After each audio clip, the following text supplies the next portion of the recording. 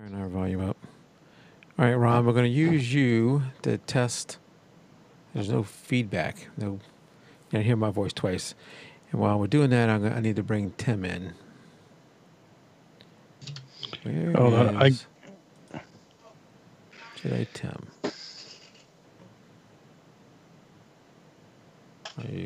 Where's your video? Is that the wrong one?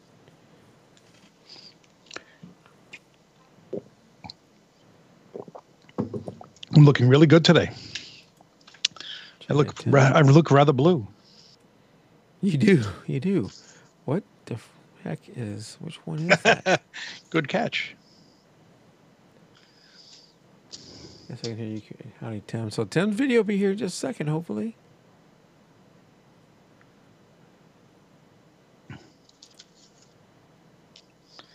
I'm that good-looking guy on the other side of the screen.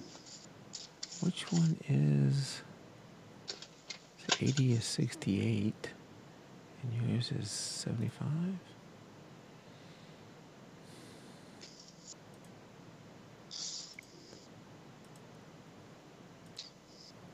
Where is 68? Oh, right there. There we go. Now we got it, Tim. Hey, there he is. Yeah. Man, he's a handsome devil. Yeah, and you got a second opinion on that. She said the same thing. Yeah. That's right. You did. Forgot about that. You actually had somebody during the live show make that comment. It's because my sister-in-law was upstairs with her. Like, let's take a look at what they're doing down there. So that's what he does. That's what he does. So did you figure out the water issue? Well, it did rain. Hey, Gary, it did rain again. What was that? Over the weekend, I think Thursday, Friday, it rained quite a bit here. And so two things. One, I put more dry lock caulk. So the wall, the cinder block wall was already had the dry lock paint on it, so nothing was coming through there. It was where the cinder block wall met the floor is where the leak was coming in, and I put dry lock caulk there. But that's just solving the symptom. I did take a bunch of wheelbarrows of dirt and put it in the area where I thought the slope was wrong. You know, when they dug up my sewer and they had the slope coming against toward the house. Put a bunch of dirt there to move the slope away from the house. And there is, like in our crawl space, is the one area I can look down the cinder block wall and see the ground. And I looked down there when it was flooded and there was water in it. So, yeah, obviously, okay, that's bad. I looked this time to see, all right, is there water down there and just my caulk is holding it back? Or is there no water in there? And there was no water in there. Because that's what I really want to see, no water. If I do the grading right, there should be no water in there. Right.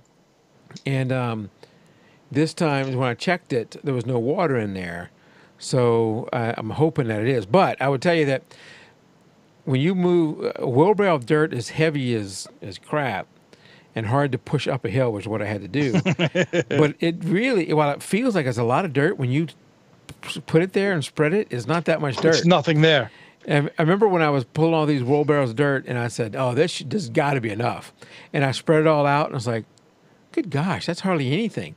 I think I need at least my pickup truck. I have a Toyota Tundra. I probably need to fill the back of that thing twice with dirt. Oh yeah, absolutely. And then that might be enough to create the slope that I want to create. Years ago, I tried to level out my backyard, and I put in, I want to say it was 10 or 20 yards of topsoil. And I remember when the dump truck came, and it was one of those like 40-foot tractor trailer dump trucks. I was like, oh my God. He's like, no, it's not full. But he dumped it in my driveway, and I had one of those construction wheelbarrows. Oh my God, that is heavy. Yeah. Oh my God, I think I must have made at least 75 trips back and forth and put it out. And I'm like, this didn't do a hell of a lot. And I mean, I probably did 70 feet wide by probably about 40 feet deep, because apparently when they built my house back in 71, they dug a ditch, they dumped in the construction debris, and then it settled. In like the year 2000, I guess, is when I started noticing it. So I filled it in, and I actually had to do it again after that. But man, that's backbreaking work. Yeah, I had a smaller issue happen last year before I did put out the sod in the backyard. I was cutting the grass and I stepped somewhere and almost fell in this hole. It's like, what the heck?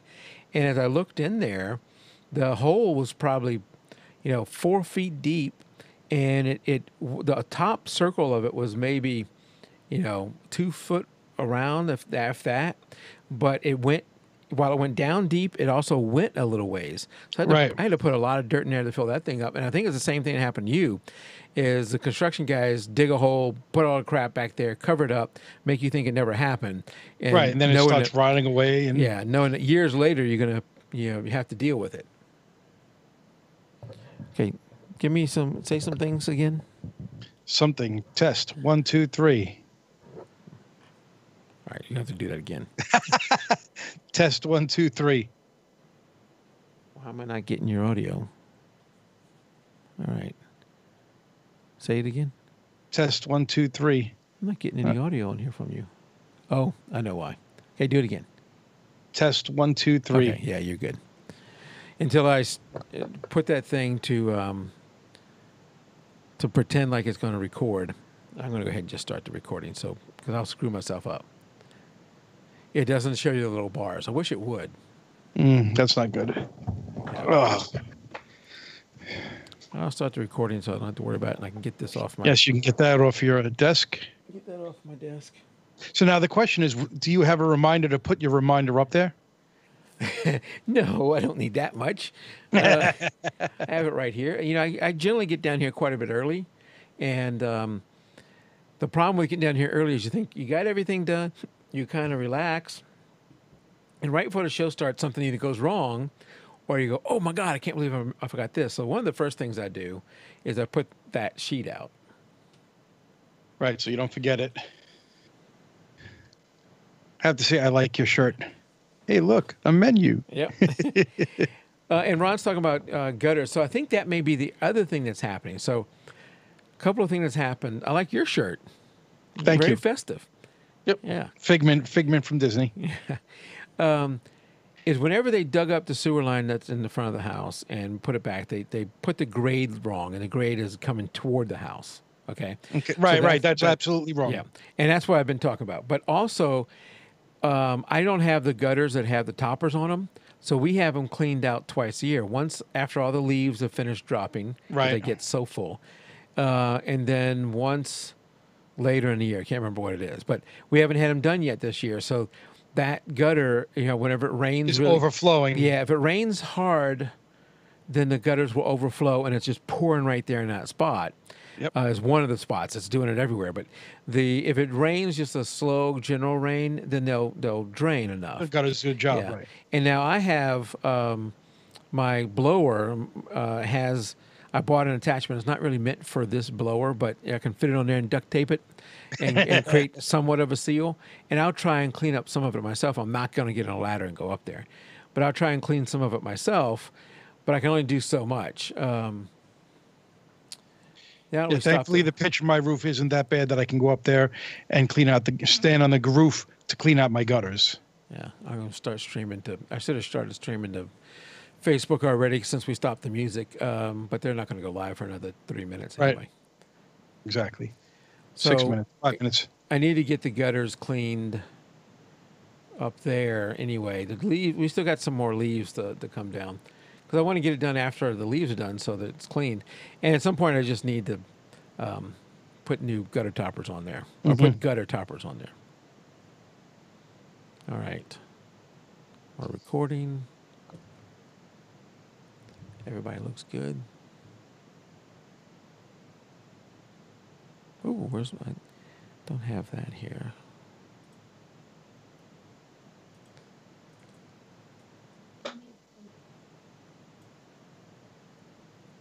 Yeah. Hold on one second, Mike. Hey, Jan. Jan, hello, just came in from the outside, cold. It actually was a little bit warmed up today here. Let's see what the temperature is right now. According to my phone. It's 48 degrees. Yeah, I think when I left the work today, it was in the mid-50s. And we're going to get down in the 30s by the weekend, which is probably warm compared to where you guys are. So, Tim, Yeah, hope you weren't texting me anymore because I forgot my phone on my desk. No. I was just, Jan said she came in from the cold. I was saying it actually was a little warmer today. You know, we got up, when I left work, it was I'm now looking, I think it was even warmer than what I said. I was thinking it was in the mid-50s. It was probably closer to 60. The weekend, by Friday, Saturday, we're going to get into the low 30s, which is probably still warm for you guys. It's 29 here right now. And then Thursday, Friday, it's supposed to rain here. And what are they saying? I know that later this week it's supposed to get better for me. 40 tomorrow, 47 Thursday, 58 Friday, woohoo, with rain, 47 Saturday, 42, then 41 on Christmas Eve, 38 on Christmas Day. Okay. It was so windy last night up here. I got up, I went outside, I was like, where the hell's my recyclable can? It was gone. It got blown down the block. There was stuff all over the place last night. Gary's in Panama Beach, Florida. Panama City Beach, Florida. 62. That's not even that warm. Panama City Beach. I wonder how you're doing, Gary, because I work for Waffle House, and we had some restaurants down there that were hit pretty hard. That area is hit pretty hard by the Hurricane Michael. I'm not sure they're all. I'm not sure. I think they're all open. Maybe one of them's not. Of our stores.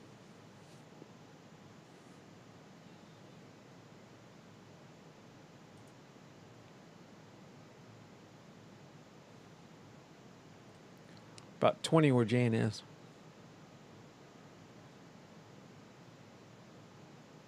It's cold. And last night it was just windy. I went to work yesterday morning with a regular jacket on. I got out in the evening and I was like, what the heck? The wind picked up and it was just freezing. I was like, well, that was a mistake. Yeah. Yeah, Panama City was hit hard. It's going to take them a while to recover. Where is Panama City? It's in Florida. Yeah, thanks. It's in the Florida's a pretty big state. if I say something wrong here, Gary can correct me, but it's I believe it's in the Panhandle area. Okay, so up higher than I thought. Okay. Yeah, yeah, yeah. I mean, this year for us, our business, we were hitting the Carolinas with all the flooding, and then the snow just recently. That hasn't hurt us that bad. That didn't hurt. Okay. Yeah, and then of course the Hurricane Michael coming up through Florida. We had at one point, so we deploy people way ahead of the storm, and sometimes we get a little bit ahead of things, and going down to Florida, our president and some other members had to hide underneath an overpass. When an overpass comes in the road, they had to hide underneath there. Oh my God! Yeah. The road was the trees were falling all down, and they couldn't pass, and they tried to go around a tree, and I think they got stuck, and they had to hide underneath an overpass to ride it out for a little while. And I think at least they had that. Yeah, I think either a state trooper or a National Guard or somebody came and helped them out. But yeah, we got a little bit ahead of what we should have done there. Typically, we like to hang back a little bit, let it blow through, so then we can get our people in safely. Mm-hmm. But two different kind of storms. One, so much wind damage. The other one, it was more of a rain event, and just incredible amount of rain. Mm-hmm. Yeah. Both of them very destructive. Probably the wettest November, and actually October, November, December, I recall. I had to drain my pool cover 3 times already. Wow. I think I might have done it once last year. Wow. Oh, we're at the time. We are live. Oh, we're live, but we haven't started. Live. There's something about you have to finish. You have to finish that. Yeah.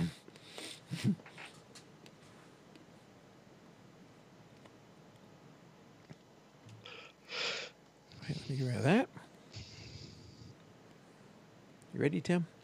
Absolutely. All right, this is jpeg2RAW, show number 225. And this is probably, unless something happens, Tim, this is probably our last show for 2018. Yep, I think so. There will be one more photo review show on the 30th, Sunday the 30th. Not this Sunday, but next Sunday. One more photo review show that AD and I would do, but I believe this is going to be our last jpeg2RAW show of 2018. So, sorry. Need some water there, Tim? Yeah, I just drank it. That was my problem. Wrong pipe.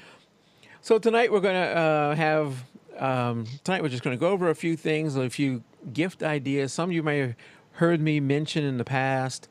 A lot of these I already own, so I might have talked about them in the past, but we're going to put them into one show and just talk about a few things and maybe talk about the new year, what we're going to do there.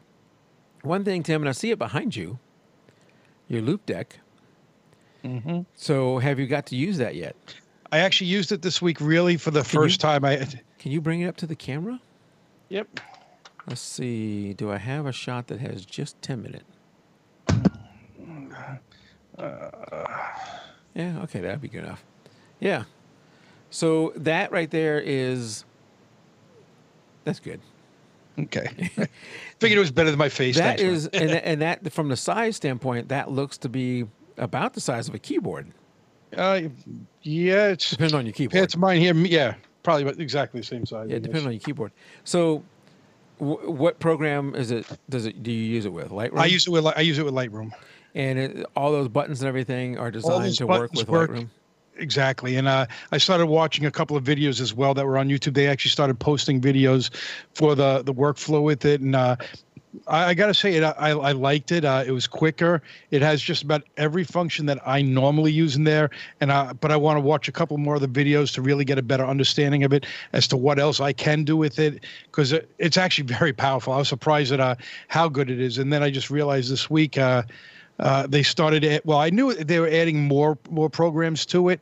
I don't know how well it's going to work with some of the other ones because it's really, if you look at a lot of the keys, it's straight programmed for Lightroom, all what's written on here. So I don't know if it's going to be custom. I know it can be custom mapped, but will it be custom mapped? But then I'm hoping like a lot of the things that say on here make sense in different programs. Yeah. If that makes sense. Well, because what you were talking about, what else they've done is they just recently added support for Photoshop. Photoshop, yeah, they just added Photoshop support. So, and if those buttons are already designed, for Lightroom, yeah, I don't know how some of them will carry over, but I think in Lightroom, Photoshop, there are some of these same functions, right. There, especially a lot in of the the raw same, developer. A lot of generic. You have copy paste, which can be copy paste for everything else. You have Shift Control. You have the Mac button on here, Alt Tab. You have C1, C2, hue, saturation, luminosity, before, after, screen mode, export, black and white. Then the dials down the center are contrast, clarity, shadows, highlights, exposure, blacks, whites, vibrance, and saturation. So really, I guess a lot of that is done in all the programs, whether it's Capture One, Photoshop, Luminar. Luminar, thank you. I almost said Luminosity. Luminar, because I think they were bringing it to Luminar as well. There's a bunch of programs they were starting to get it to work with. Now, I don't know how well it is selling. Other than myself, I don't know anybody else that owns one. But I so far, when I used it this past weekend, after I was at a Christmas party, I used it to edit all the pictures, and I went through it pretty quickly. And using the dials is so much easier than using the mouse on the screen. And how much? What was that, like $199? You got the Loop Deck Plus, right? I got the Loop Deck Plus. Yeah. I think I paid around the $200 mark at the time.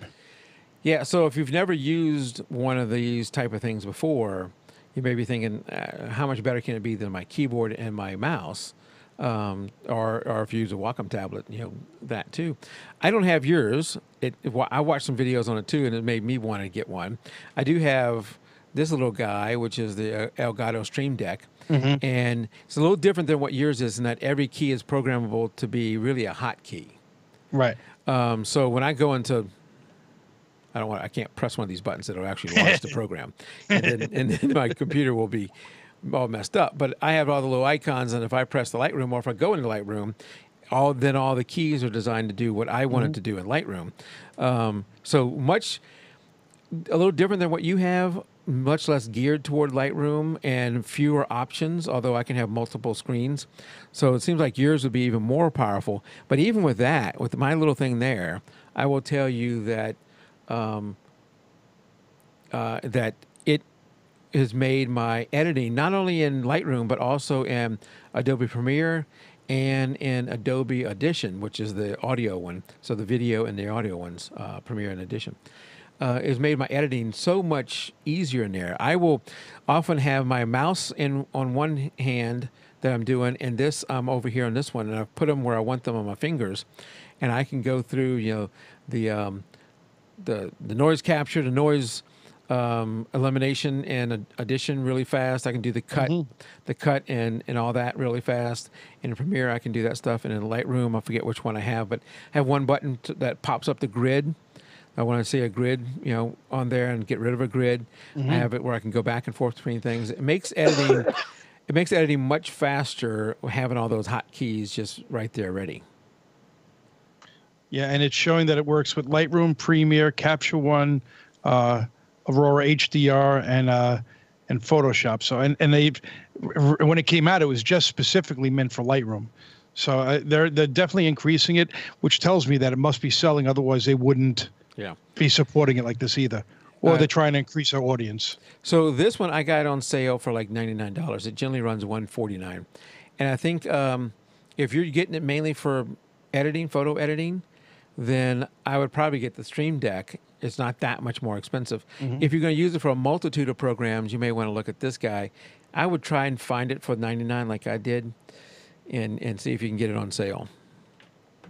And then you can use it for a lot of things. I think there's also a lot of gamers. I don't know how many gamers watch our show, but there's a lot of gamers who use this thing too. Okay. For different stuff. Yeah, I don't know if I bought it at Amazon or B&H, and it was probably B&H when I bought it. Yep. And I'm just looking to see how much it is now there. That wasn't one of my actual ideas for a gift idea, but now that we've talked about it, it's not something I'm going to buy just yet because I have something else I'm buying this year for me. So before we go into my list, my gift ideas for other people, what any photography related stuff you plan to get for yourself or want somebody to buy you this? No, this was a quiet year for me. Actually, it was a very quiet year overall for photography. My wife actually made the comment the other day that why don't you take your camera out anymore? So I've really, when I'm doing all the work down in my basement, I really put off. I didn't take one picture of soccer this year, not one picture, and the season's long over. So I didn't even think to ask for anything, even though if I wanted something, one of the things you have on your list, I really liked. So when you get to it, I know we talked about it previously, so we'll get to that in the mid-priced area. Okay. Well, so like I was talking about, the stuff I have on my list are things I already own. I can talk about them if I wanted, if I want to go into depth in any of these guys. But what I don't have, and what I've put on my list, and either my wife will buy it for me or if she misses and doesn't buy it for me, I'm going to buy it myself. Something I've been wanting for a while is as I get into more landscape photography, I'm going to move over to a filter system. Okay. You know, if you have any filters, indie filters or indie grad filters or polarizers or anything like that. If you're like me, what you've done in the past is you've bought multiples for different size lenses, and it's the little circle ones you screw onto the front of the lens. Mm-hmm. I'm going to go away from that and buy a filter system where you do have to buy an adapter. So you buy the adapter that fits to the size of your lens that you're going to be using. And you can buy multiple adapters, but then from the adapter, you then go to... is that a square filter on there that you just slide in? If they have a photo here that kind of shows you... I thought they had something that kind of shows you the different phases. But basically, you put it onto your camera systems. Let's see if we can go here. Put the thing on not your camera, but on the lens. What the heck?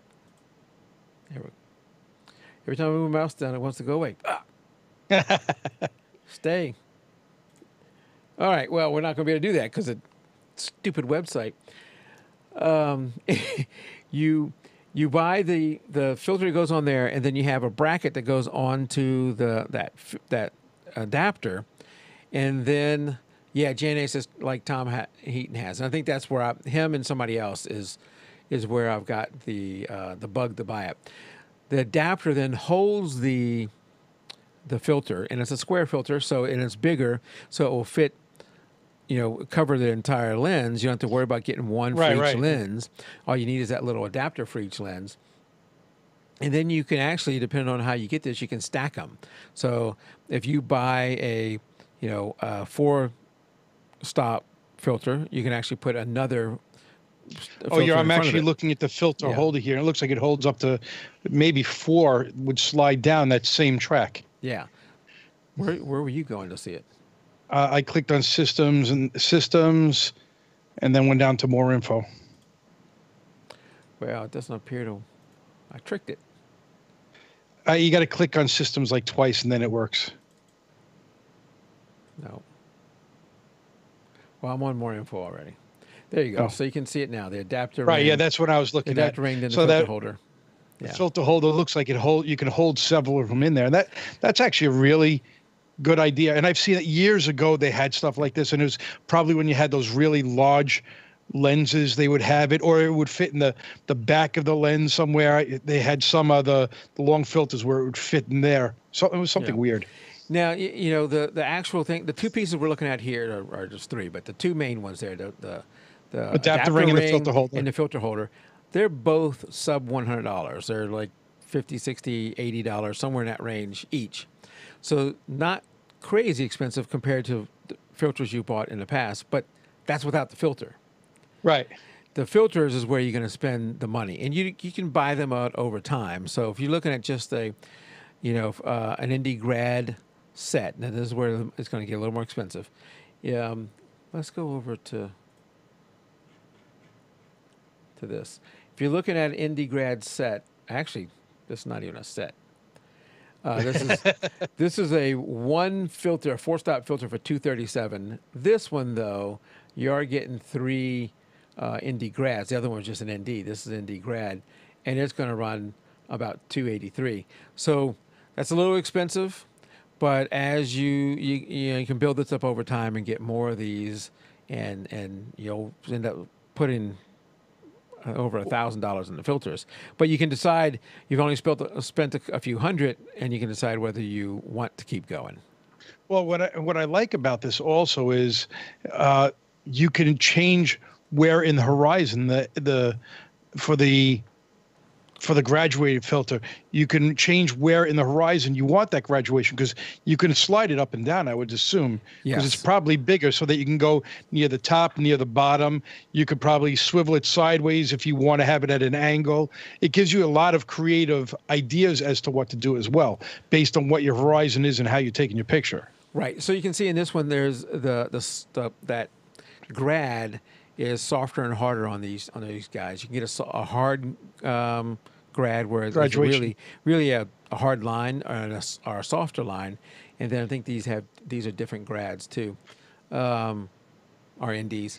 You can, and you, like you said, you can slide up and down. You can turn the thing sideways, and some of these things you go, well, why can't you just do that in Photoshop or Lightroom later on? Some of it you can, but there's some things you can't. You can't do some of it, right. Or you can't repeat very well without it. So I want to give it a try. I'm going to step in as cheaply as I can. Spending almost $300 on a filter is not cheap. But before I go any bigger than that, I want to see, one, am I going to use it? And two, do I like it? But that's where I'm going to go for me personally for this Christmas. No, I do like that idea. So yeah, let me know how this works, because I remember when I had film, I had those filter kits, and I had probably, my God, 30 different filters that I had picked up probably on eBay at the time, or B&H, and all sorts of different ones. I rarely use any filters now, rarely. And the ones you need are probably neutral density, because you don't need the 81Bs or the fluorescent filters. You do that all with changing your settings in the camera. For me, what I think I need is a grad, just a straight up ND, and probably several different strengths of ND, and then a polarizer, circular, kind of polarizer. Yeah, because a lot of those other things, even like the starburst, you can do that in post now. Yeah. Yep. Okay. So that's that. Now you mentioned, before we get into the rest of the list, you mentioned you hadn't shot that much this year. Correct. Neither have I. Okay. I have not shot nearly as much as I should have. It's a good thing we do this podcast. It is. Well, this podcast is partially to blame for that. And I would tell you that if you look in our regulars group on Facebook, there's a lot of great photographers in both of the groups, actually, the beginners and the regulars group. The beginners group we got a few people who post on a regular basis, but I think the rest of the group is either out and doing life, or they are intimidated, don't want to post, or whatever. So I got an idea to maybe bring some of them out of the shadows, help them, help me, and get a few more. It's not a unique idea, so don't think I'm about to throw something out there like, holy crap, that's new idea. But no, this is an idea that's been done thousands of times, so it's nothing new. But I think in the group, what I'm going to do, Tim, and are you a member of the beginners group? Yeah, I remember. Okay, we're going to try this in Do I beginners group. do I go there? That's No, another no, story. no. And we're going to try this in beginners group, and then we'll see if this is something that catches on, whether we should ever do it in the regulars group. But we're going to do a project 52 in the group. Okay. Oh, And good. rather than a 365, which is too Is much it daunting? is daunting for almost everybody, and I don't want to have to manage that. 52 weeks is going to be bad enough. But we're going to do a project 52 in the beginners group, and I think I may do it using Facebook events, Okay.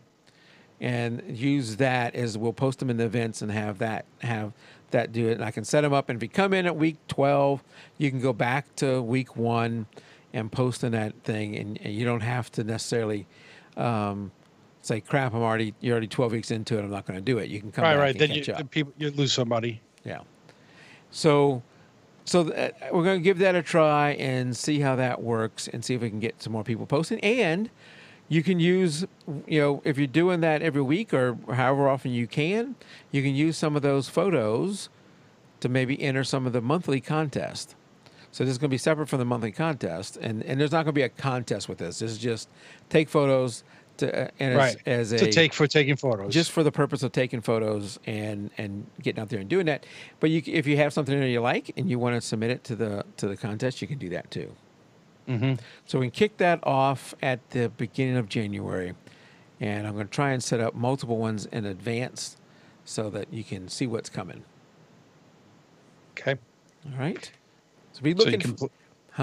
So you can plan your schedule. Yeah, be looking for that, and hopefully you'll come out and join us, and encourage me to do it too. And you know what? Maybe one of the first ones. And maybe for me. You know what? Maybe one of the first ones we might do, Tim. What? And if you don't want to participate, you don't have to participate. So you can skip weeks if you want to. It's just part of getting better with photography is taking more photos, right? Yeah, absolutely. You do that. But one of the first topics may be a self-portrait. Oh. What I think would be interesting is do a self-portrait early on. It doesn't have to be full body, full face, whatever you did. I think Millen one time did one of just like one side of his face with just the eye. So whatever you want to do there. It can be a silhouette. It could be whatever, or you can just skip that week if you don't like it. But I'm thinking maybe doing one at the beginning of the year and one at the end of the year. Okay. Hopefully I'll lose weight. I'm doing the beginning. Well, not the way I've been going recently. We can see how much fatter I got. This is a bad time of year to be on a diet. Yeah. But Jan says sounds good. If you're not a member of our Facebook group, I don't know how we would do this. Right now, I'm just planning to do it inside the beginners Facebook group to try and encourage them to post more and get out there and do more. The only way you get better as a beginner or anybody is to shoot more. Well, that's absolutely true. Yep. All right, let's jump into some of the gift ideas. We're going to start with some low-priced. We'll call them low-priced. Some of my low-priced ideas, ones you've probably heard me talk about before, and ones I own actually. And the one we'll start off with is this little guy. Is the Gitzo. Let's move over to his. I got a little shopping list here on Amazon, so we can see the price, see it up a little bit more. It's the not Gitzo. I said Gitzo. Gittos. Blower. Rocket Air Blaster. It's like under $10. And I picked that up this past year because I didn't like mine, and I like this one so much better. Yep, I've probably talked about this before. It's great for blowing, loose dust off your camera, your lens, even your sensor. If you hold the camera upside down and blow in there to do some of that stuff, great little guy for cheap price. It even if fitting in your bag, it'll squish down some if you need it to. I always have this in my bag because you never know when you're going to need it. Mm-hmm. All right, along those same lines of cleaning, the next guy is come on down here. Skipping one. Lens pen. We'll come back to that. Is the lens pen. This a little bit. This is a different brand than what I have. But that's the brand I have. They're all kind of the same. You got the little brush that pushes out. That pushes out like that. You have the little smudge thing on the other side, if you can see that. These guys are even cheaper than the other one. This one's under $9 over at Amazon. This is super easy. It's just like a fat pin that you can keep in your camera bag, and I use this, probably use this even more than the other guy. Now, the one I think I wound up having, it's called the Lens Pen Pro Pack, which gives you 3 different pens. One is a filter one, one's lens, and one is a micro one that does your viewfinder for $14.99. So it's not much more, and it gives it a little storage pouch. I don't know if you saw that one, but just take a look at that. It's called Lens Pen Pro Pack, and that's the one I prefer. And I actually like the fact that it came with the little storage case, the one on the top left. This one here, so about $15, and it came with 3 pins. Yeah. So one is that little one, the purple one. It's got a very little scrubber on the end, which cleans your viewfinder out. Okay. Oh, So I like this one, and it's not much more, and it gives that little storage case as well. Okay. You know what I'm going to do? I don't know. It looks like it comes with all that other stuff too, which I didn't know. I'm going to add that to the list. Plus a 6-piece keying kit. I don't know if I'd probably use that. I don't like that blower though. I'm going to stick with my blower. I agree. But the pens itself, that's what I've been using for a couple of years, and you got that little storage pouch. It's got little individual pockets for each pen in there. Yep. Very good. So that one's yours is like $15 if you want to get that. You do get more with it than the one I had, but it's good to have something like that, and it's easy to carry in your bag. The next thing up that I have is this guy and I think this is the exact one. Yeah, so it tells me when I bought it. It's a little it's a little holder. I have the one that does 3 XQDs and 4 micro SDs. And the way I use it, one, it keeps them in one place. It is water sealed. I don't know how often you're getting water in these things anyway. So, yeah. But all right. So if it's out and in the they're rain, they're pretty resilient anyway. They're very rugged. I mean, it's a hard plastic. No, I mean even the cards are. Oh, the cards. Even if they got wet, it wouldn't be a problem. But what I do is whenever let's say that I'm shooting with this card, and I fill it up, I put it in backwards. Put it in backwards. Yeah, so do I. And so then, I know that's the used one. Then you can see which one's used and which one's not. And then, a lot of camera bags have a place for you to put your cards, whatever. But this way, I can just take this and toss it in the bag, and I don't worry about it. The cards, you said, they are pretty resilient, but this is fairly cheap. This is right at $12, so not that expensive either. And a good addition to your bag. All right, what's up next on the low price thing? Oh, do I have that on the list? Yeah. So this is going to be different based upon which camera you have. I don't have this exact one. Where's mine? I have this is an old one. This is the Nikon MC20, but a remote shutter release. And I like the ones, this one actually has some kind of radio frequency with it too. Mm-hmm. I just plug mine into the little, whatever, 8-prong or whatever that thing is. I'm not going to count them, but however many prongs, you plug it into your camera, and then you have the remote here.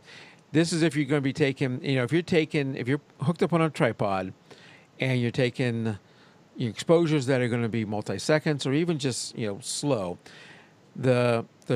when you push the button on the shutter, you're introducing shake. Now, you can have a delay on there, let's say a 2-second delay. 2-second delay. Something like that. That should take most of the shake out.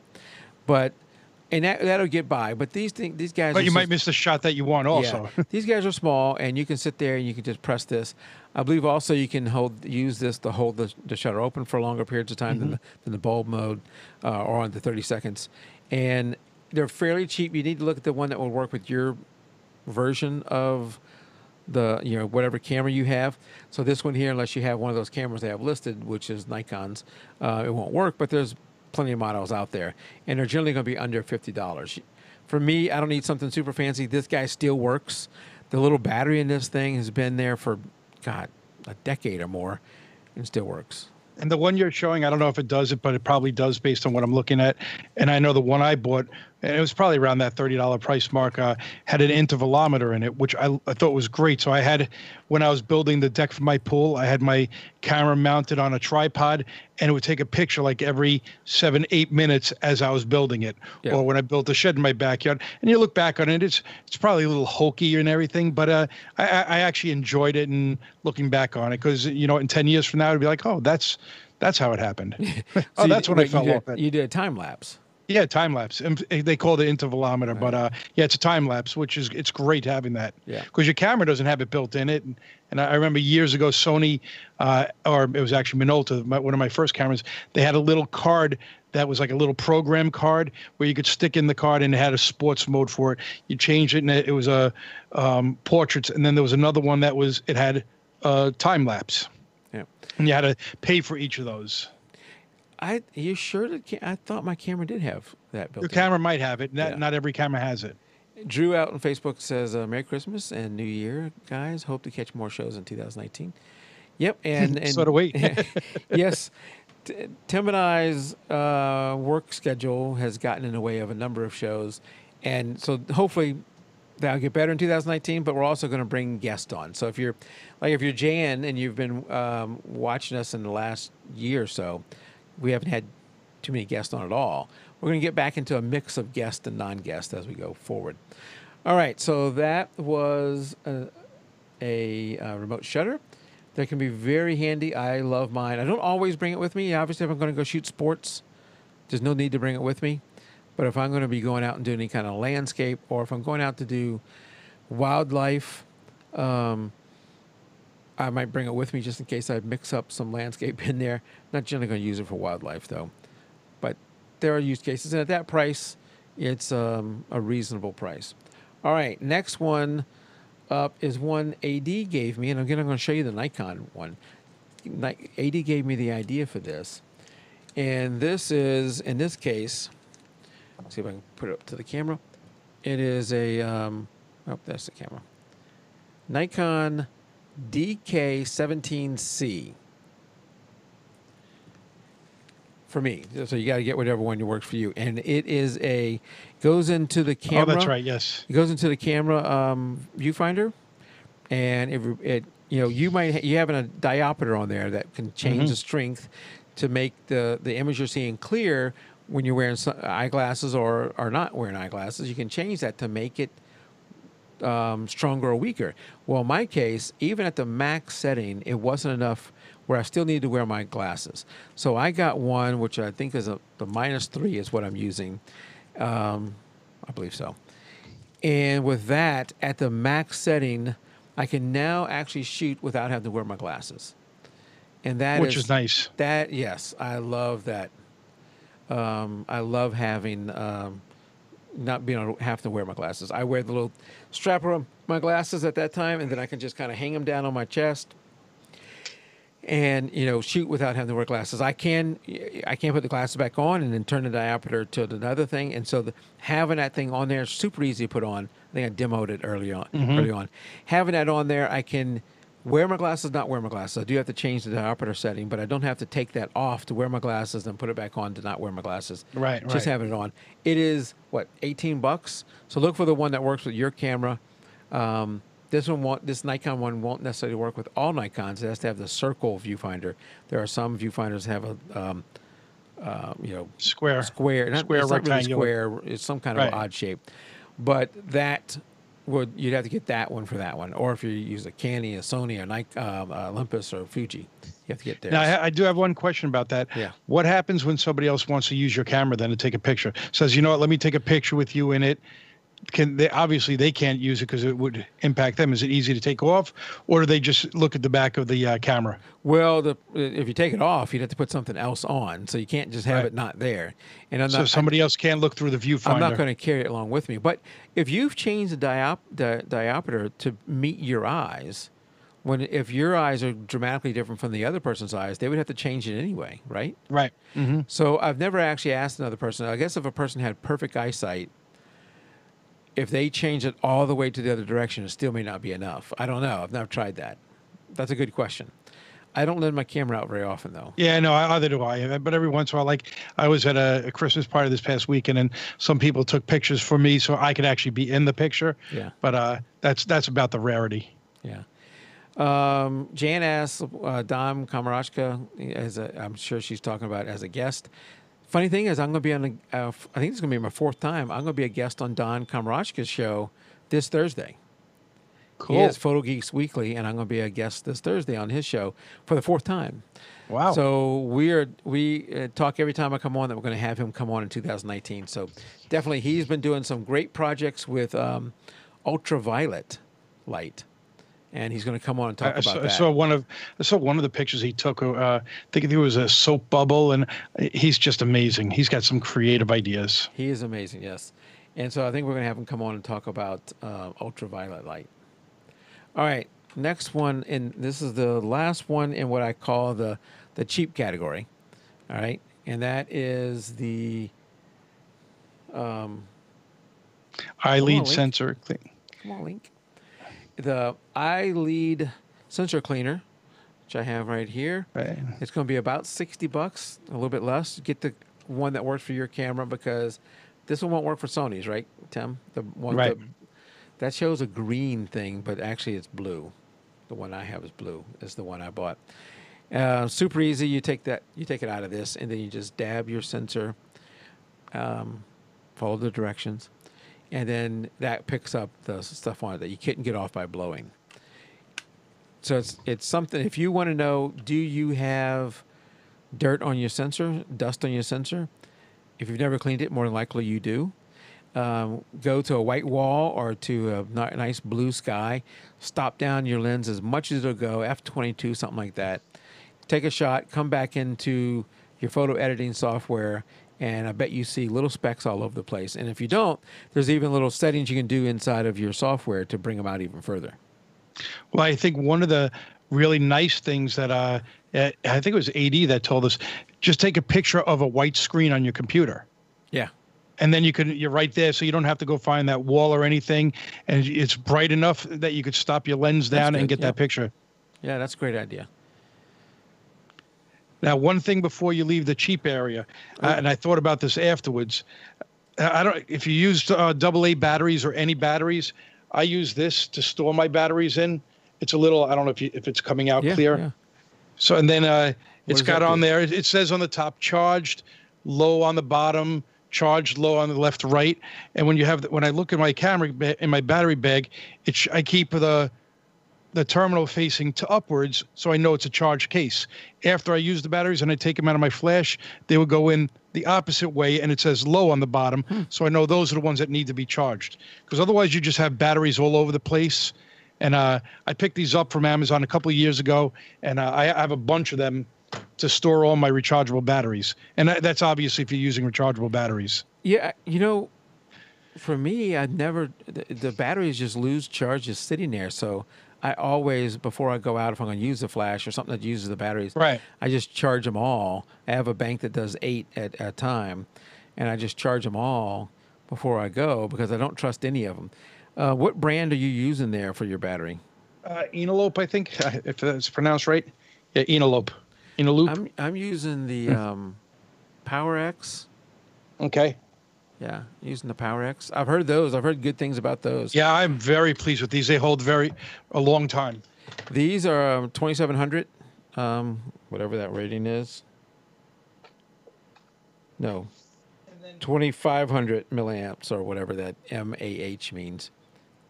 Now, I don't know if your camera has it, but I picked up a couple of years ago on eBay an external battery pack for my my flash. It holds 6 AA batteries, and man, the flash charges up instantly every single time. I was so glad when I found this. You probably have to be careful not to burn out the flash because you probably shoot so often. I not that I burnt it out once, but I was taking pictures somewhere once, and it actually overheated and shut down the flash. I was like, wow, that's good. I was like, I'd never had that happen to me before, and never again since. So I've been pleased with these, but what I'm starting to, because I've recharged them so often, because I use them actually during this show, some of them have started to not hold the charge very well. So Right, because you get a maximum amount of yeah, recharges. I think I'm going to try your brand. The next set I have to buy. Yeah, that was a Christmas wish list. Once the batteries, it's you want to put something in my stocking, you can get me batteries because I Yeah, use them. So yeah. All right. So that's the cheap one list. Let's move on to the next list, which is this. Let's see, mid-priced. mid price, and we're going to call mid priced about 100 to a little over 300. In Yep, the camera world, things get pretty expensive. So this is going to be what we call the real quick. mid-price range. So first up in the mid-price range for me, what I bought was the Wembley Sidekick. That's right. Yes, you talked about this. And, you know, I've talked about this. It goes, you stick it into you take your ball head on your tripod, turn it sideways, stick it into there, and then you mount your lens right here. And once you have adjusted the weight, whatever you call that. You've set that Center of gravity. You set that center of gravity on there. Then it is smooth, and you can move it up and down, like this, so smooth. You can put it at an angle, and if you've done it right, it should hold right there. Any angle you put it at and you let go, it should hold right there. Some people set it up to where when they let go, it'll come back to center. And okay, if that's what you like, that's fine. I don't like that. I like to where if I put it up, because I'm shooting at a bird, or something a little higher or a little lower, I want it to stay there. And that way when I come back and shoot, I'm already right there in that. This really is for longer lenses, probably even longer than a 70 to 200. You could put whatever you want in there if it has a bracket on the lens. But I found I really only use it with my bigger lenses. Right. So, yeah, that makes sense. Yeah. And this is called the Sidekick. It is, if you're looking for a gimbal like this that's going to go on there, it is like the starting thing. You can get, this guy is what, $250, so it's not cheap, but it's about half the price of a full one. This one requires a ball head. The other ones that are a full gimbal or whatever it is doesn't require a ball head. It is itself the entire setup. And those things are going to run $450, $500, or even more. And I wanted to start with this and see how often I use it before I go all in. If you're going to have something like a 400 millimeter, 500 millimeter, 600 millimeter, you probably want to get the full gimbal. Now, is that a machined aluminum? I don't know, Tim. How would I know that? Well, I mean, is it metal or is it? It's not plastic. No, it's not. It says anodized aluminum. Okay. Yeah. I mean, it's solid. It's not. I mean, it doesn't look that heavy. Was it a couple of pounds, 3-4 pounds? Yeah. You think, or? I don't know if it's 3 or 4, maybe just a couple pounds probably. It is pretty solid though. I've put my 200 to 500 Nikon on here, and it is solid. Actually, it says 1.3 pounds, so that's actually really light. Yeah. Yeah, but it is pretty solid, and once you tighten this down, I mean, it holds really well. Okay, good. All right. So that is that guy. I have to take some of these guys off of here. Next up, and actually, I did this list on the Home Gadgets. No, not Home Gadgets. What is the Average Guy podcast? Home Gadget Geeks. Home Gadget Geeks. That's a new one, right? Yeah, and one of the items I talked about, because I love this item, and someone has already bought it from that show, and that is for let's come back over here for $99. Is that what it is? $94, $95? $94.95. Yeah, $95. Where is it at on the list? The fourth one down, the Surrey. Yeah. So is this guy? I have it right here. It's the P3 something. P3 26. It is a monopod. It has 5 sections. 5 sections. It's so small, so I don't know if you can tell how small it is here. Here's my phone. Yeah, it looks like about a foot and a half, maybe. Phone. So you can. It's pretty small. Yeah. It depending on your bag, it may or may not fit into it, but then it opens up into like 6 foot. It can go taller than what I am. So it opens up pretty good. If you're outside and you're in, where you can put that into dirt, it has a little spike on the end. If you're inside shooting basketball or something like that, Yeah, you can The rubber put it on comes there. out. If you if you shoot with a monopod, this guy is super light. It fits into the you can carry it fairly easy. So much smaller than the aluminum one and lighter than the aluminum one I used to have, and it holds up my stuff pretty good. So if I'm shooting with a basketball or something like that with a 70-200, I'm probably going to use this. It makes Right. it easier when you're shooting for an hour or 2 hours or whatever you're shooting. If I'm shooting swimming where I'm going to be getting down on the ground and I'm not going to use it. If I'm shooting soccer, I'm outside and maybe I'm shooting with a bigger lens than a 70-200. I'm going to be using a monopod. So I use, for what I do, I use a monopod a lot. And this is so much better than the aluminum one I used to have. And actually, it may even be cheaper than the one I used to have. Yeah, I have two, and I got a carbon fiber one because I couldn't find my aluminum one. But I found the aluminum after that, and I've never gone back. Oh, wait. So yours is aluminum? This one is carbon fiber. No, I have both. I couldn't find my aluminum one, so I went up buying another one, but I got carbon fiber the second time. Yeah. And I'm very pleased with it. It's light and durable, very durable. So if you looked back at that, I don't know if this is what Jan was talking about on there. I have this one. It doesn't have the tripod feet on it, but there are ones you can get that have little tripod feet on it that are over here on the right in this little section. That's going to be a little more expensive. It looks like it says it's $149, $150. I don't know if I'd do it over again, whether I get that or not. I wouldn't use it for my use case when I'm shooting sports. I wouldn't bring those. I feet. wouldn't use the feet, right? Yeah. Exactly. That's what I'm using on the 7200 at a soccer game. I have it mounted to the lens, and so it's a little support to the camera. Yeah, it makes. I tell you, while I can handhold a 7200 for a long time, it does make it so much easier to have it on a monopod. The weight is no longer an issue. Then if I can move to my Sigma 120 to 300, that one I can't handhold for very long. So putting it on a monopod makes it so I don't even worry about the weight. And same with the 200 to 500. And if you're shooting sports, most sports, or none of them I run into, would let you have a tripod out there. Tripod, no. Yeah. Yeah.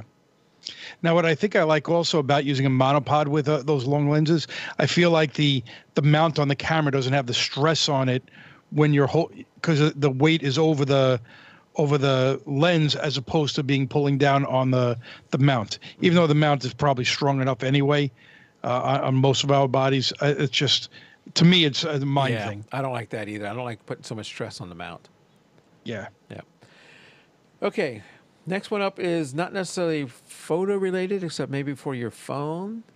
And this is the one that I think I want. This one, I wish I had the video I can show you guys.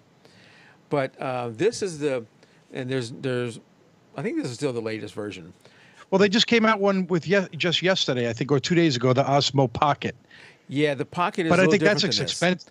All right, so what's it? All right, The Pocket has a camera built in. Oh, all right. Yeah. No, I want one. I'd rather have this. That's why it's like $350. Yeah, that has a camera built in. So this is the DJI Osmo 2. It's $119. So for what it does, it's just fantastic. What you do is you put your phone. Yeah, you can see me. You put your phone in a little bracket. When you do that, you got to balance it a little bit. So there's a little bit of setup there every time you put it in, so that it stays balanced. So the gimbal's not having to constantly fight it. And then you walk around with your phone in there. And I generally take the case off my phone before I do it. I think it fits in there flusher better without the case in there. And this is a fairly large phone. And then you walk around and it will act like a gimbal. So if you're walking, it won't completely take your walk out. So you can't just, go crazy and walk and think I'm going to have super smooth video. It's not that good. But it is dramatically better than just you hand holding it. And if you walk in a way to try and minimize the bounce up and down, it'll get even better. But in my case, when we were up in Alaska, there's a scene. This is the one I wish I could show you. Maybe sometime I will. I am hanging out the side of a train, and I'm holding on. So I'm hanging out the side of a train, and I'm taking this video as we pass by this gorge, and the train is rocking, and clickety clack and all that kind of stuff. So the audio is going to be bad because there's so much clickety clack. But the video, and I didn't realize this until I watched it later, the video was just super smooth going by. It was no shake in there at all. So this is more for video, if you're doing video with your phone. Now, two additions I'm going to say you should add to this is get some little feet. I got little bitty feet that screw into the bottom, and that allows me to then set it up like that, and you can use it to do some time lapse. And some of the time lapse you can do it actually, you can have it turn and do that kind of stuff. And then the other thing is, if you're hanging off the side of a train like I did, I got one where I can mount this strap to the bottom, and then you put your arm through the strap, and that way if you accidentally drop the thing, and I never did, you would still hold on to it. It holds onto your phone really tight so the phone shouldn't fall out, but at least you won't lose the phone and your gimbal. Tim, if you don't own this and you want to take video, it is just fantastic. And like even the moving, so like when you move like this, there's a setting where it will move slower, so more cinematic as it moves, rather than just a jerk back and forth. Yeah, you talked about this a couple of months ago, and I wish I would have done it, but I forgot to stick it on my wish list for Christmas, because I would probably be getting one. Yeah, $119. This and right now it says may arrive after Christmas. So Tim, if you want it before Christmas, you need to do it right now. And maybe you still won't get it. But the DJI Osmo 2, the battery in that thing is like an 18-hour battery. It'll more than likely outlast your phone. It does have a yes, that's not a problem. It has a cable that you can actually use it to help power your phone while you're doing this. So I never did that. I would just shoot, during the day, and then because it drains that. Then yeah, it does drain that, and then charge at night. It takes a little bit of getting used to and how to best use this. But man, I love this thing.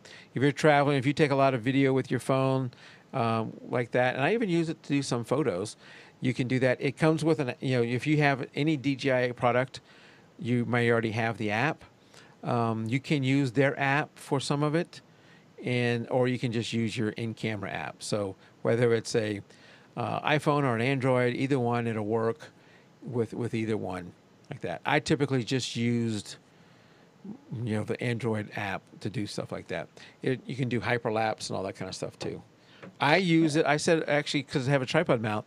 I set it on my tripod when I was doing laying the grass down in my my backyard and did a time lapse.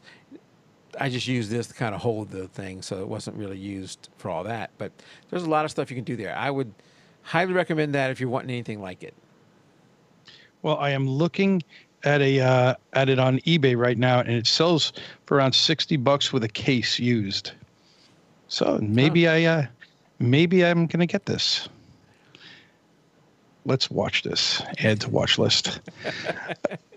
Because I have no shot of getting it as a Christmas present anymore. So okay, all right. I got a couple more here in the mid-priced area, and then we'll move on. So I've talked about this before, so I won't spend a ton of time on it. And that is my current favorite bag. I love this bag, and that is the Think Tank Airport Essentials. It's not super large. It'll fit into, I think, just about all overhead compartments. Let's say most overhead compartments on planes, if you're going to be traveling at all.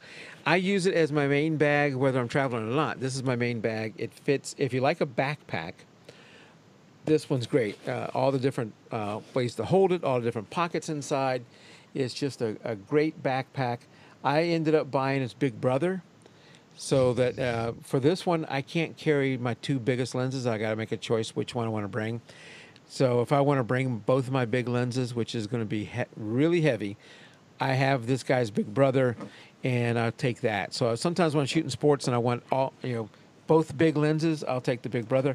All the other times, I'm using the Airport Essentials. This one right here, great bag. And when I traveled to Alaska, I put all my gear in that I was bringing. I wasn't bringing my biggest lenses, but all my gear in there, a tablet and a rain jacket and stuff like that. And that's what I would walk around with. That was my main bag, and I checked it everywhere we went. Even kept like our passports and stuff in there too. So, great camera bag. It is right at $200. I've become a Think Tank fan because of this bag. Bags are something that what I like you may not like.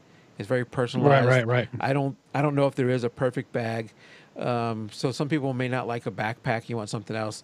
Think Tank sells things other than backpacks. So go and take a look at what they have. All right, last two up in the mid-priced range is if you don't have a tripod. I think I got this idea from our friend. I don't have the tripod here, so I'm just going to show you. I'm just going to show you online. But our friend Ali, remember him? Mm-hmm. He's the one. Long time ago. He's the one that we had him on the show twice, and I met him in Juneau, Alaska when I was up there. He lives in Florida. I live in Georgia, and somehow we had up there. about 2 hours of overlap in Juneau, Alaska when we were both going up there that we met. But anyway, he's the one that clued me in on the Enduro line of tripods. I bought this 3-section. This is a little bit different than the one I have. I bought this, and then I bought their ball head, which is the BHD2 ball head, as my lightweight setup. So I had, if you see behind me, no, you can't see it. I had the big, heavy Gitzo, no center column. It is really can hold up anything I have easily. It's super heavy. I had the Real Right Stuff, RH 55 or whatever that thing is, just the super heavy quality, really quality stuff. But it was so heavy I wasn't using it that often. So Ali's clued me in on this, and this actually has become my main tripod. Even my biggest lenses, it can hold them fairly well. If I'm going to be in adverse conditions and using my really big lenses, I probably will take the other one, but that's so rare for me that I use this one all the time. So this is the ball head I have attached to it, and the actual tripod is this. So it's not cheap. You're going to be spending $365 for the tripod and another $200 for the head. But in tripod world, that's more of a mid-price tripod. Right. All right. What kind of tripod do you use, Tim? I have several, but probably my most recent one that I've been using is a Manfrotto, whatever it is. But yeah, I have so many different tripods. And I remember the first time I had taken one on vacation with me, and it was a huge one. And I was like, well, this is stupid. There's no way I'm carrying this with me. So I wound up getting I probably have as many tripods and monopods as I do backpacks, which my wife complains about all the time. That's why I cannot get a think tank, because she'd be like, you have more than I have pocketbooks, which probably wouldn't be true, but I'm not going to argue with her. Yeah, no, that's usually a losing proposition. Exactly. Okay, so that is the end of the low price stuff. So high price gear, I'm going to show you just a couple of things. And let's go to... I don't understand. The first two of them are just specific brands. I mean, what? Well, where's let's go to the first one, and then I'll tell you what I'm thinking there. So obviously, I'm a Nikon guy, and in Nikon world and in other people's, Canon and everybody else, the 7200 is a mainstay. It is. Yes. If I looked through my Lightroom catalog, I would bet you that there's more images taken with my 7200 than any other single lens. And I wonder if I did a percentage, whether, it would be more than multiple lenses added up. The 7200 is one of my favorite lenses. And I'm talking about the 70-200 2.8. Right. I love that. So I'm showing you the Nikon one. These guys are not going to be cheap. You can find them refurbished and, over at Adorama or B&H and some other places. So you may want to look at a refurbished one. But, Sony has one, Canon has one. I'm not really keep up with Olympus and Fuji, but I'm sure they have something like that. The 7200 is a great lens. It's not just, for sports or something like that. Jan mentioned Thomas Heaton early. I think Thomas Heaton uses the 7200 quite often as his landscape lens. Because not all landscape has to be with a wide angle lens, especially some of the stuff you're shooting. you may not be able to get close enough that you need a wide angle. So Right. 7200. Norman out in Facebook mentions Tamron. So I'm talking about the Nikon, Tamron, and Sigma. The quality of those lenses have gotten better from years ago. So if, there may be alternatives. So maybe you are a Canon shooter or a Sony shooter. You don't have to buy the brand. There's other things, other ones you can get there to lower that price a little bit. But at 70 to 200, 2.8 is a great lens if you don't have it, and something that you should be shooting for to eventually get, whether you get the brand, a third-party system, or a refurbished one. Getting at full price is going to be expensive, but there's other options there. Right. Yep. So there you go. So glass is not cheap. Good glass is not cheap. No, it isn't. And that's why people don't switch brands often. Exactly. That's exactly right. That's why I'm not going to be switching brands. So the next one up, I'm not. There's other alternatives for this one too. I'm going to be showing you Nikon stuff because I'm a Nikon guy, but a longer zoom, and in this case, it's going to be a trade-off. So if you have the money, and money's not an option, a 400 millimeter 2.8, a 500 millimeter f4, 600 millimeter f4, you're going to be spending $10,000 per lens or more, and they're huge, and they're massive. Yeah. So if you want to go that route, you're going to have fantastic quality lenses there. If you look on the side of a football game, pro and probably college too, you'll see people standing on the sidelines with massive lenses, and those are going to be one of those three I just mentioned: 400 2.8, 500 f4, 600 f4. Massive lenses, cost tons of money, and are really good quality lenses. But you're not going to go walking around on vacation with that lens. You're not. But if let's say that you're into wildlife shooting and you're gonna then bring a tripod and do that kind of stuff. If you're going bird watching to take bird pictures, yeah, that's the lens. Yeah, those are lenses. But for somebody like me who's not going to spend 10 grand on a lens, unless I win the lottery or something, I need something a little bit more down into my ballpark. So I'm showing a Nikon, but there are Sigma lenses out there. There's other Nikons. There's also Tamron too, and those are for other mounts too, not just the Nikon mount. But something that's going to give you a little more reach, like a 400 millimeter. In this case, it's Nikon's 200 to 500 millimeter. There are trade-offs because this is a $1,400 lens, and versus some of those $10,000 lenses. You're saying, why would I get the $10,000 if I can get this for $1,400? Well, this is going to be a 5.6 lens. Some of the other lenses, the Tamron, the Sigma, they may be a 5.6 to 6.3. So as you zoom out, they get less. So it's a trade-off, but for a much cheaper price, you're going to get some of that reach. Being a 5.6 lens, this one's a steady 5.6. It is really a sharp lens, even wide open at 5.6. So you're not having to stop it down to get sharpness.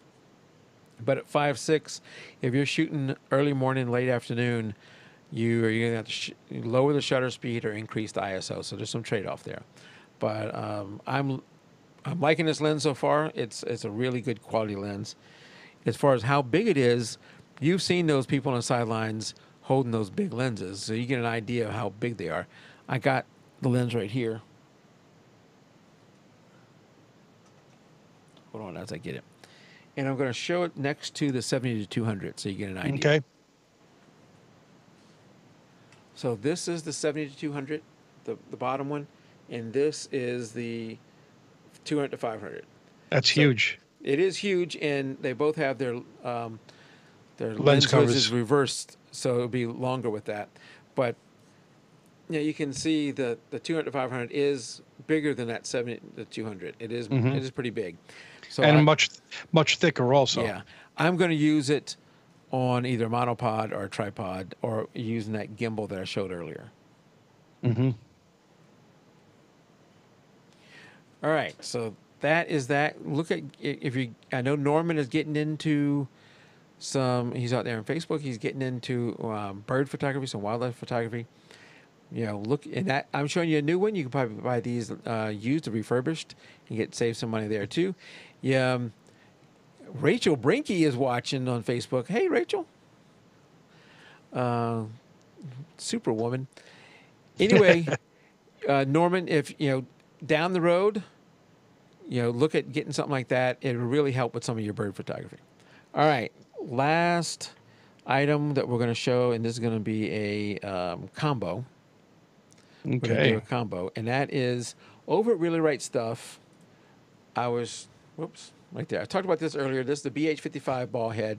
If you're going big, Norman, if you go out there and you buy yourself a 600 millimeter f4 and you go, I need something crazy sturdy. You need something strong to I hold need it. something Yes. sturdy to hold that guy up. Yeah. If you're spending $10,000 on a lens, you're not putting Yes. a. I'm out there in Wyoming or Montana and I'm shooting, whatever I'm shooting out there. Or I'm in Alaska and I'm shooting bald eagles and I want all this stuff. The Really Right, if you don't have any Really Right stuff, you've never looked at Really Right stuff, they have some incredible hardware. Not cheap. But, No. I like to buy their L brackets. So you buy, I got one right here. This is my old Nikon D2X. You see that L bracket right there? Mm-hmm. That way I can mount it on a tripod this way or turn it and mount it that way. So it's got the arc Swiss built into it. Mm-hmm. I can't remember how much these are, but Really Right. This is the Really Right Stuff L bracket. I can probably drive nails with this thing. It is so strong. It is crazy strong. But the BH55 ball head is their top of the line ball head. It is really strong. There's some variants to this, whether you want the clamp or the twist. You can do something like that. Get that with where's that tripod? The carbon fiber tripod that's over there. Copy link.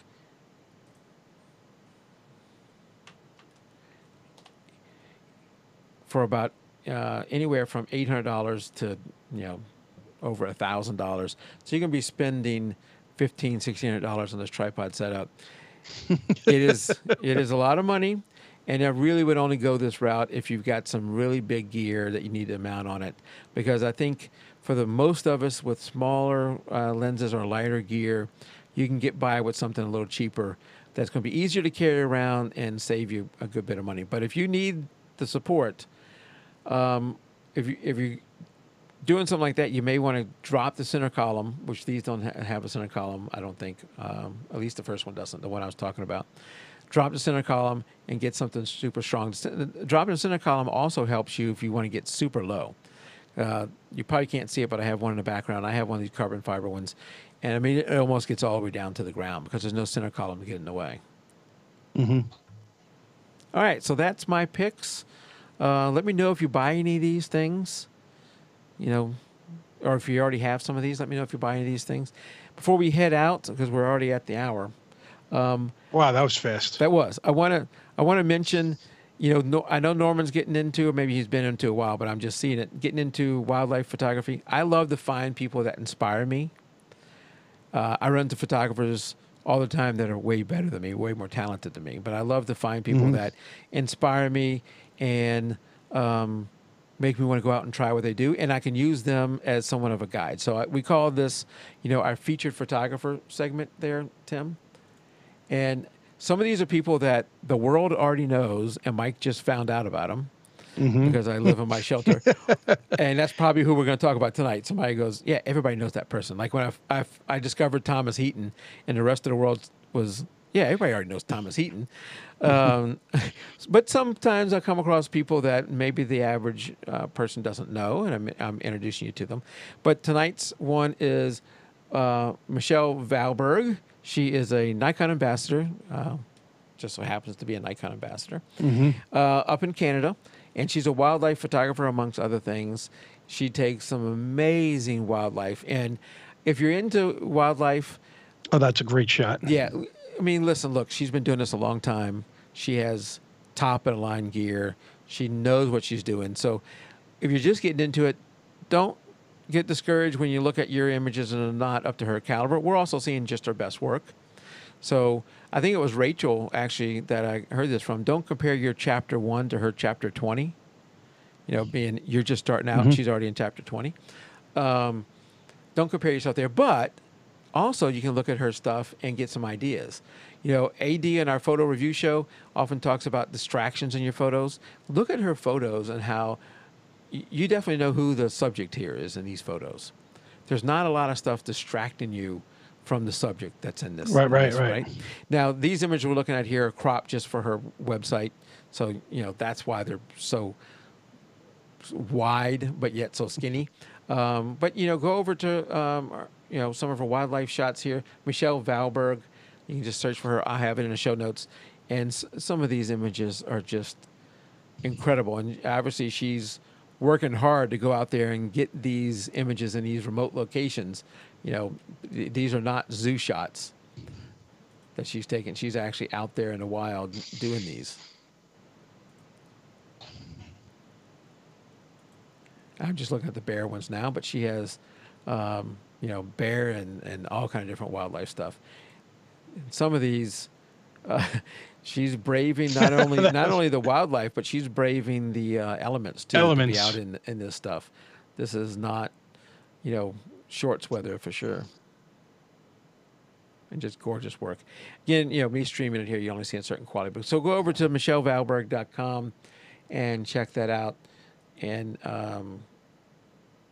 again, don't be discouraged by, you know, seeing her work being so fantastic, but it gives ideas. I look at it and it makes me realize, you know, you really need to make sure that the subject is clear.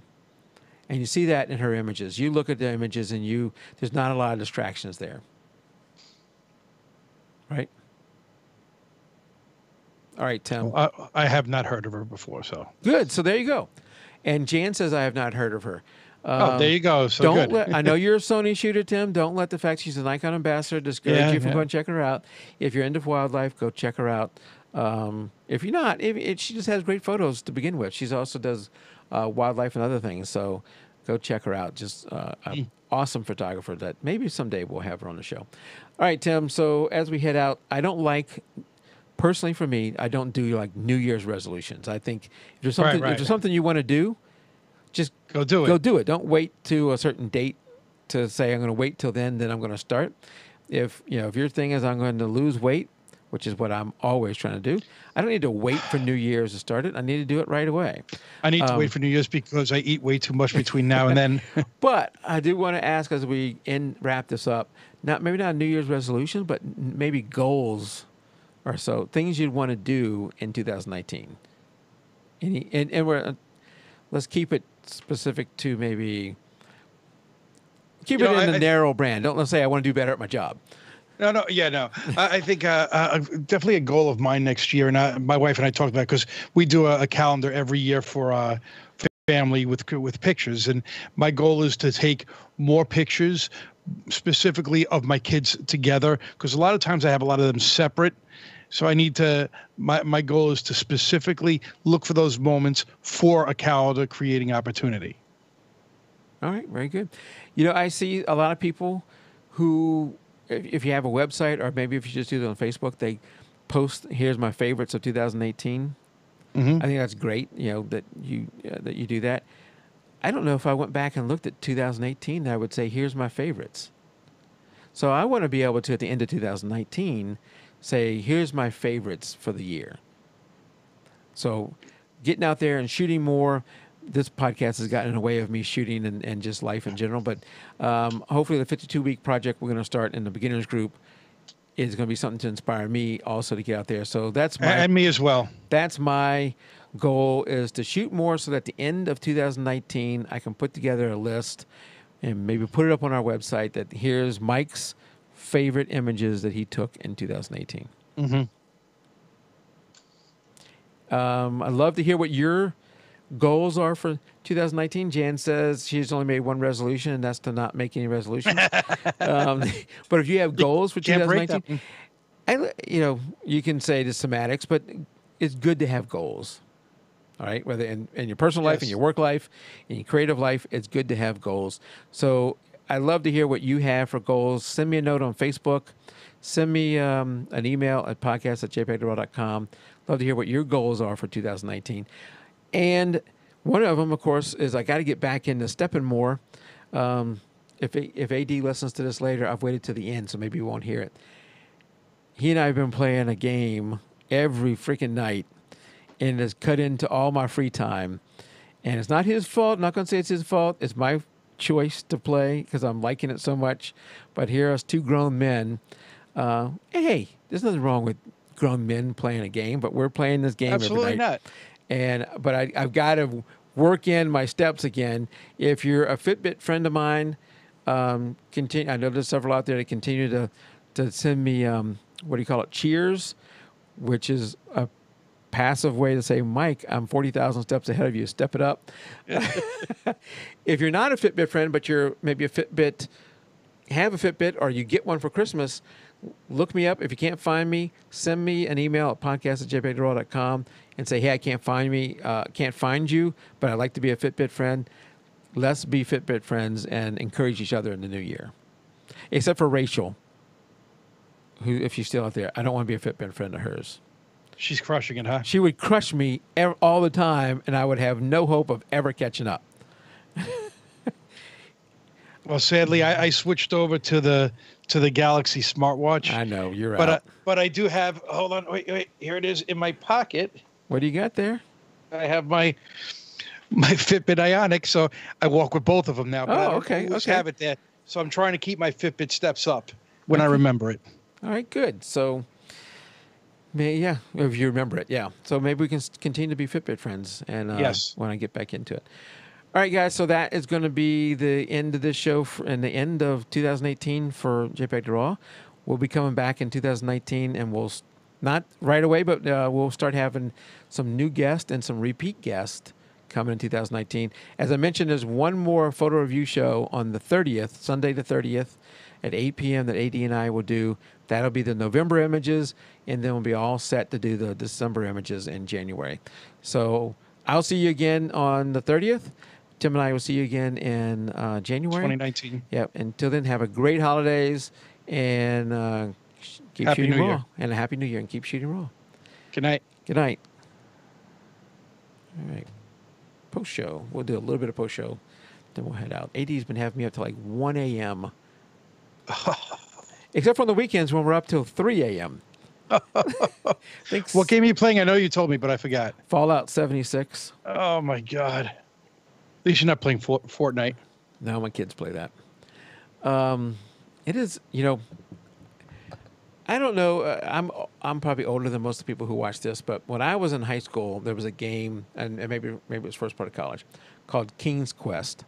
Mm-hmm. And another one called Leisure Suit Larry. Leisure Suit Larry. I never played it. I always wanted to play it. I had it. It was a little sketchy. That's probably why I wanted to play it. Yeah.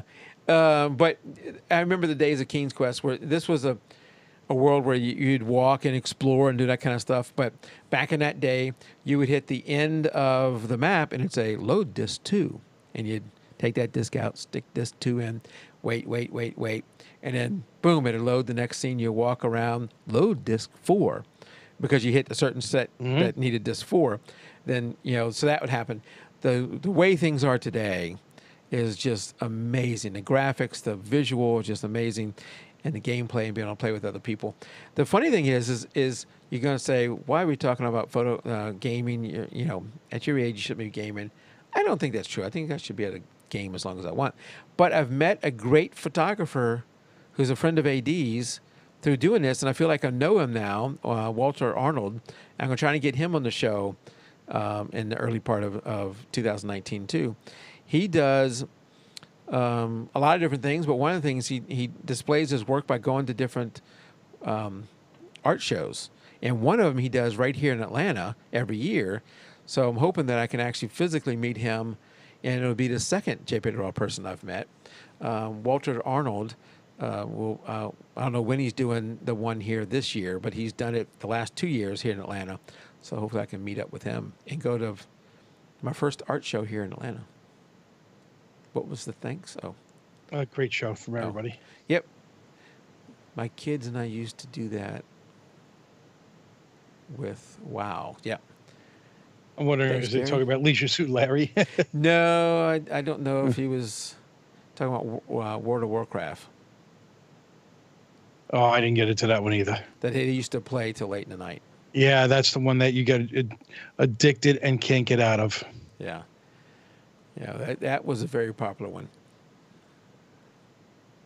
But well, Tim, I hope you get this. I'm looking it up on eBay.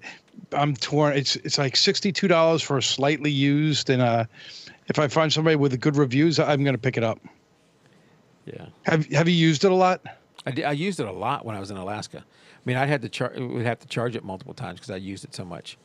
It helps if when you go to put this on here, the more you can stabilize it and set it just right where it's not leaning anyway, the less the gimbal has to fight to keep it right. that So way. the battery doesn't get drained as quickly. But even so, when you're holding your camera, you don't your phone. This is not for your DSLR. When you're holding your phone, you don't hold it completely steady, even when you're really trying to. Yeah. But having it in here, maybe I should. I don't know what kind of battery this has. Let's see if I can set it up. Let's take this out of here. But having it in there helps it hold it so much better. See if I can do this right while we talk.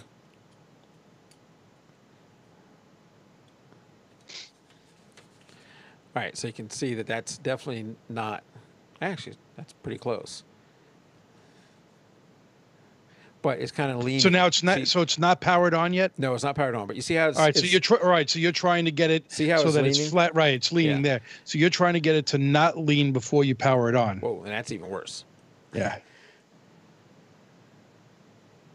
That's close. And that's close enough. So I can keep. Oh yeah. So that setup's pretty. That's pretty quick.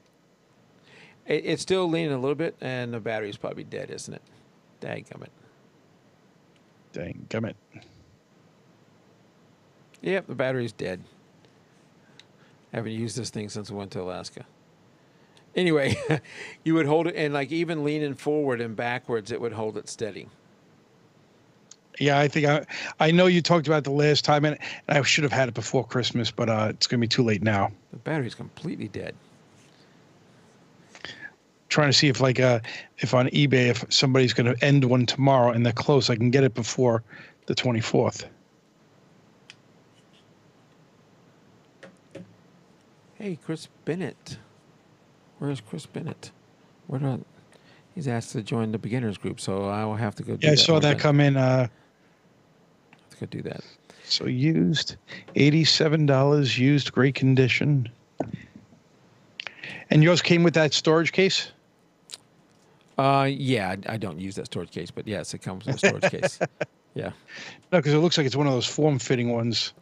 And I forget what this thing is super cheap too. You don't have to buy it for it, but it gives you a little tripod to set it up on. Right, because I saw that you can do like time-lapse photography, or where it's moving, or. So when we took the train from Anchorage to Seward in Alaska, I went the table we're sitting at, looked out the window, and what I did is I set this thing up, at looking out the window, and did a time lapse of us, the hour it took to go from Anchorage down there. It's a time lapse. The bad thing is you're going by trees, you're going by through tunnels and all that kind of stuff, and when you know what happens when you go through a tunnel, and you're looking out glass, is it reflects back in. And so now when we go through a tunnel, I got all this time lapse of us, you seeing me looking back. So it was going to end up being a whole lot of editing I had to do to that thing to get all we went through trees and we went through tunnels. I just said, oh, screw it. But the parts where we weren't, where we're out and open land, you can see it was pretty amazing to see that time lapse going. One person has it on there currently, $80, 22 hours left, and will be delivered by Monday. Well, that's the one I'm going to hopefully be able to bid on, and a rating of 418, 100% positive. So that one you can get by Monday, but on Amazon you can't get it? Yeah, because this person's selling theirs. For sale, DJI Osmo Mobile 2. Gimbal has been used a handful of times and is in pristine condition. All original packaging manuals, pro hard shell case, and soft gimbal case are included in this auction. So if I get it for $90, I save $20, $30 from Amazon. Don't have to pay the tax, and I'll have it before Christmas. So am I watching this one? Add to list. Yes, I'm watching this one. So I think I'll be a proud owner. Very good. Thank you, Jan. Yes, I hope I do get it. Hope you get it too. And then we can hear back from you and how much you like it. So yes. what do you think? I will tell you, I do like the Loop Deck so far. The limited use I had with it, it was easy editing photos.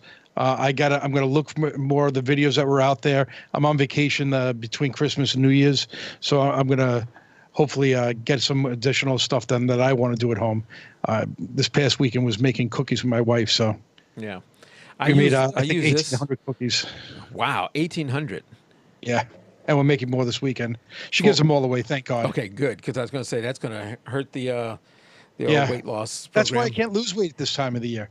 No. I mean, this weekend, Saturday night, we're going out with friends for a dinner, and I know I'm going to gain 5 pounds that night. Between all the food and the drinking, I'm going to gain too much weight. Well, I got vendors and other people sending me crap all the time. Yeah, and I can't bring it home because then me and the family would just eat it. So I share it, of course, with the department.